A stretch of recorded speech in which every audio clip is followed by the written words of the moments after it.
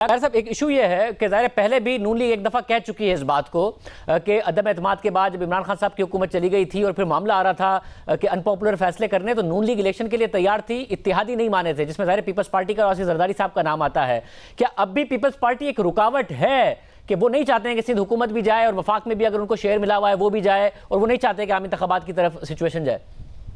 देखिए, peoples party की हद तक तो शायद पीपल्स पार्टी पहले दिन से, जब पीडीएम बनी थी उस वक्त और जब पीडीएम से हम अलग हुए थे उस वक्त और उससे लेके आज तक इमरान खान की हुकूमत जाने तक, पीपल्स पार्टी का मौकफ तो बड़ा वाज़ेह था।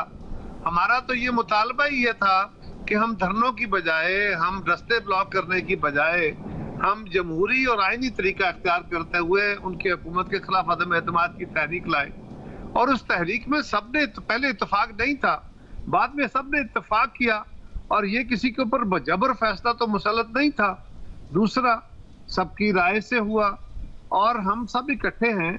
इस वक्त भी जो फैसला होगा वो सबकी राय से होगा। पीपल्स पार्टी किसी राय से मुफर इख्तियार नहीं कर रही।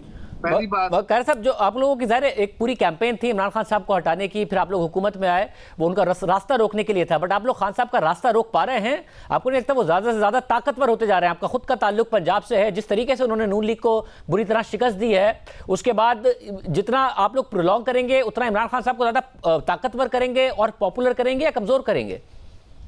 देखिए, पहली गुजारिश तो ये है कि उन्होंने मुस्लिम लीग को शिकस्त नहीं दी है। उन्होंने अपनी सीटों में से 15 सीटें जीत ली हैं। ये बात दुरुस्त, 14 सीटें, 15 या 16 सीटें जो उनके अपने लोगों ने छोड़ी थी, उनके साथियों ने छोड़ी थी, जो उनके साथ थे, उनकी जमात के साथ थे, और वो डिफेक्ट कर गए, वो उनसे इनहिराफ कर गए, उनसे इख्तिलाफ कर गए। 10 तो इंडिपेंडेंट है ना, उसके बाद जिन्होंने उन इंडिपेंडेंट्स ने तहरीक इंसाफ और नून लीग दोनों को हराया था, और नून लीग और इंडिपेंडेंट दोनों मिल गए, मगर तहरीक इंसाफ ने उन सबको हरा दिया 10 में से 8 सीटों पे।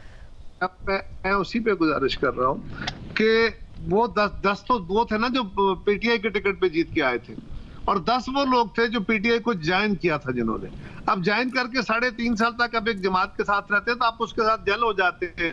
तो खान साहब ने एक अच्छी कैंपेन चलाई।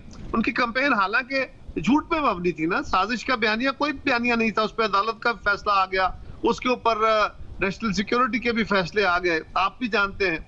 लेकिन उन्होंने उसको बहरहाल एक अच्छे तरीके से हैमर किया और अच्छी कैंपेन चला के वो जीत गए। लेकिन वो जीते किससे? वो अपनी सीटें रिटेन कर गए। 10 सीटें उनकी थी, वो वापस अपनी रिटेन कर गए। 5 सीटें फर्ज करें वही है जो 3.5 साल तक उनके साथ रहे।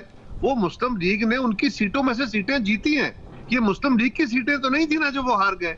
और खैर साहब, इस सारी सूरत हाल में एक और ऑप्शन की बात कर रहे थे राना साहब के, क्योंकि आज इमरान खान साहब ने फिर चीफ इलेक्शन कमिश्नर पर शदीद तनकीद की, और जाहिर है उसी इलेक्शन में को सेलिब्रेट भी कर रहे हैं जो कि चीफ इलेक्शन कमिश्नर के तहत हुआ है, मगर उनसे इस्तीफे का भी मुतालबा कर रहे हैं और उन पर इल्ज़ामात लगा रहे हैं। मगर राना साहब कह रहे हैं ये भी मुमकिन है कि 22 तारीख को इनके 6-7 लोग इधर उधर हो जाएं और अपनी मर्जी से हो जाएं, वो ये कह रहे हैं। अब जाहिर है उसमें कितनी मर्जी होगी, क्या होगा क्या नहीं होगा, आप इस बात के हामी होंगे कि परवेज़ इलाही साहब को ना बनने दिया जाए बीबी वज़ीर आला, हालांकि एक सिंपल मेजॉरिटी लेने में कामयाब हो गई तहरीक इंसाफ?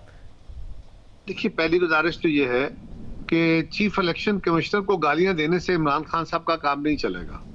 बहुत गालियां दे चुके उनको, बहुत बुरा भला कह चुके उनको, कोई एक इल्जाम उन पे वो सब्सटेंशिएट नहीं कर सकते। जब तक वो चीफ इलेक्शन कमिश्नर उनके अपने हाथों से चुने हुए थे, जब तक तो वो उनको रिलीफ, यानी रिलीफ का रंग वो था कि वो फॉरेन फंडिंग या ममनुआ फंडिंग का जो केस था उसमें डेट्स मिलती रही। खान साहब के लिए वो बड़े ठीक रहे।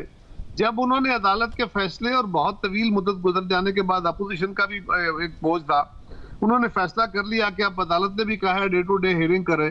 जब वो डे टू डे हियरिंग की तरफ आए तो उस पे खान साहब जो हैं वो चरागपा हो गए। उन्होंने कहा कि जनाब ये तो बड़े खराब आदमी है।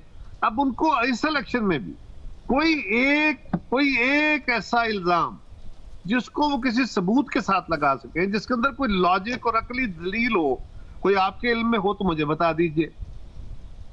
और साहब अगर मुझे दूसरी बात बता दीजिएगा, दूसरे वाले इल्जाम के जो दूसरी बात है उसके उसके साथ आप खड़े हैं। जाहिर है कोई ऐसी बात नहीं है जिसको अभी तक तहरीक इंसाफ जिससे जस्टिफाई करती आई हो। डस्का इलेक्शन की भी आज इमरान खान साहब बात कर रहे थे, उसमें भी इलेक्शन कमीशन ने जो फैसला दिया सुप्रीम कोर्ट ने में से भी रिलीफ नहीं मिला था तहरीक इंसाफ को। दूसरी बात है उस पर आपका क्या मौकफ है? अगर पंजाब में बनने देना चाहिए परवेज इलाही साहब को वजीर आला, अगर फेयर एंड स्क्वायर इस वक्त मेजोरिटी है तहरीक इंसाफ के पास? देखिए ना, एक होता है कि आप असूल और कानून और ज़ाब्ते की बातें करें।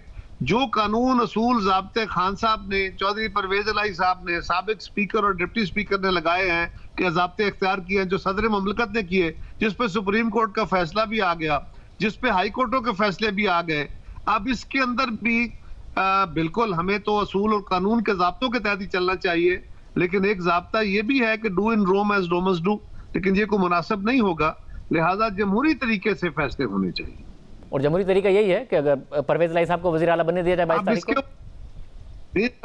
लोग अगर मुझे नहीं पता, मैं बिल्कुल क्योंकि आपके सवाल के ऊपर मैं कमेंट कर रहा हूं, अगर वाकई कुछ लोग इस अमल से नाराज हो जाते हैं और नाराज हैं पीटीआई के कि वो चौधरी परवेज इलाही साहब को मानने को तैयार नहीं है अपनी जमात के कहने के बावजूद, और वो कल वोट डालने नहीं आते तो चौधरी साहब नहीं बन सकेंगे, फिर क्या करेंगे? वो फिर इलेक्शन ही है ना। ये पॉसिबिलिटी के हद तक है। मैंने कहा ये do in Rome as Romans do वाली बात हो जाएगी, लेकिन ये कोई सही जमहूरी रंग नहीं है।